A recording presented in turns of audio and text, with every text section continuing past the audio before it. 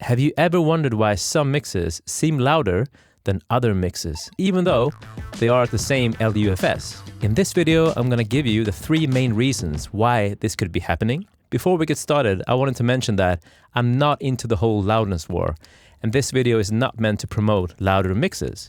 Instead, it's about understanding the true essence of loudness. Anyway, here are 3 reasons why some mixes are perceived as louder than other mixes. Number 1, the relationship between the low end and everything else. Because if you think about it, the human ear is more sensitive to upper mids and top end. The low end is felt more by the body. And here's a good metaphor.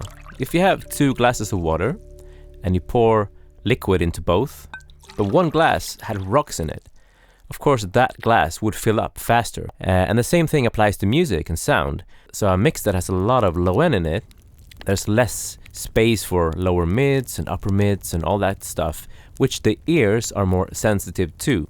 So a mix with a lot of sub bass and low end might appear louder on the dance floor or something when you have a lot of bass. But the moment you listen to that mix on a small device where most of the bass goes away, that mix will probably appear quieter than another mix that had the same LUFS. So it's kind of like 2 things playing in at the same time. On one hand, we have the low end sort of stopping the limiters from pushing the mix louder, and on the other hand, that mix will also have more upper mids.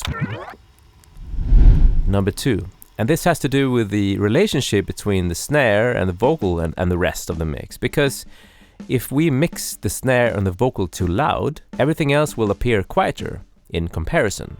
And usually it's the other stuff that gives that excitement and the sense of loudness, you know, the guitars and the keys and the overheads of the drums and all that kind of stuff.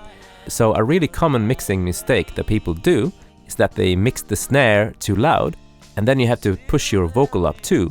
And then you have this kind of loudness war going on between the snare and the vocal, and everything else gets pushed into the back.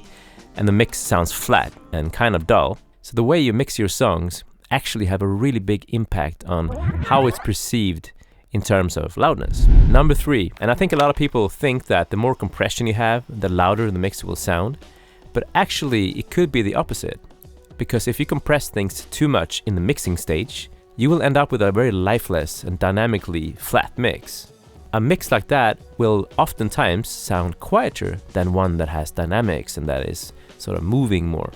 So too much compression of the wrong type can actually make your mix appear quieter. And I personally use compression very sparingly when I mix, and lightly unless I really want to go for some squashed effect. And I really prefer parallel compression instead, because parallel compression brings out the nuances of the sound, the small stuff, but while preserving the dynamics of the sound itself. And I even do this on the mix bus itself sometimes, when I feel like the mix is lacking a bit of that loud feel to it, if I really want that. And as a bonus tip, I mix in a very specific way to prepare my mixes for the final loudness. So if somebody tells me that they will master eventually their song at -10, I will test drive my mix while I'm mixing a lot for that level to see how it will translate. And that's a really good practice, because what happens is that you might tone down your compressors in the mix instead.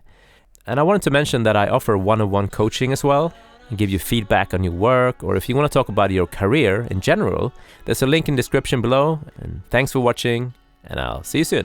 We were always here, looking for another way to live.